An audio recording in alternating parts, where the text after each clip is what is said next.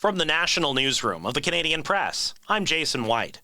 The Liberal government's GST holiday is expected to pass soon as the government has now introduced a solo bill separating the tax break from its rebate checks. That was an NDP demand for its support to help get the bill through the House of Commons.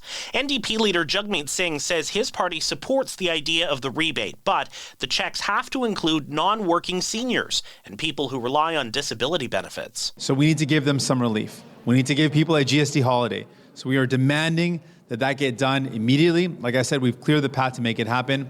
And then we need to see those Liberals fix the checks so that people who need it most get it. Right now, the rebate checks are expected to go to working Canadians who made less than $150,000 in 2023.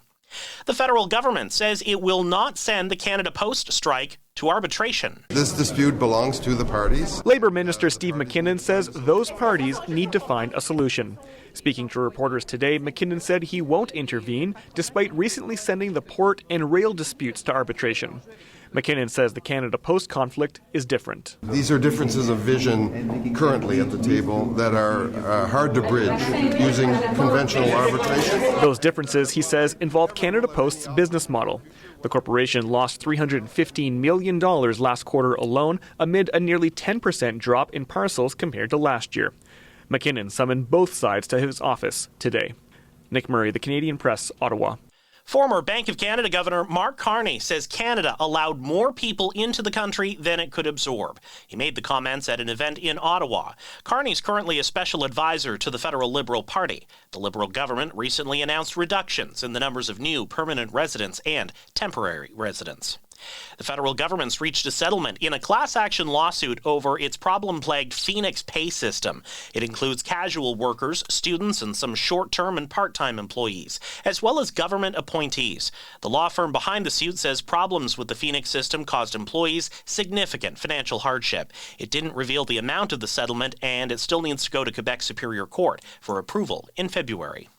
Australia is about to pass a sweeping new law that would ban children younger than 16 from social media. ABC's Sherry Preston picks up the story. The bill, which has passed the Australian House and is about to pass the Senate, won't take effect for a year. In that time, the social media platforms would have to work out how to implement age restrictions before penalties are imposed. When it's put in place, this first of its kind in the world law would make Facebook, Instagram, X, Snapchat, Reddit, and TikTok all off limits to children under age 16. The legislation will likely be passed Thursday during the Australian Parliament's final session for the year, and potentially its last before federal elections. This is the Canadian Press.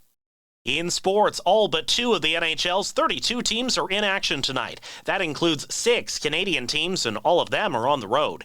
Vancouver meets Pittsburgh, Calgary plays Detroit, Montreal visits Columbus, and Toronto plays Florida. In late games, Ottawa meets San Jose, and Winnipeg faces Los Angeles. The Jets go into their game tonight at the top of the overall standings. In the NBA, the Toronto Raptors visit New Orleans this evening. The Raptors have lost 2 straight games, but the Pelicans are on a 5-game losing streak. He is being called the future of the Montreal Alouettes franchise. The CFL team is locking up quarterback Davis Alexander to a 3-year contract.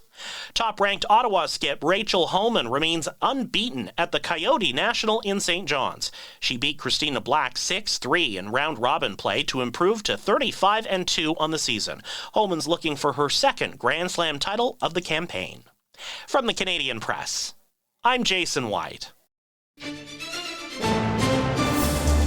Thanks for listening. Don't forget to follow and subscribe. For more of today's top stories, visit thecanadianpressnews.ca.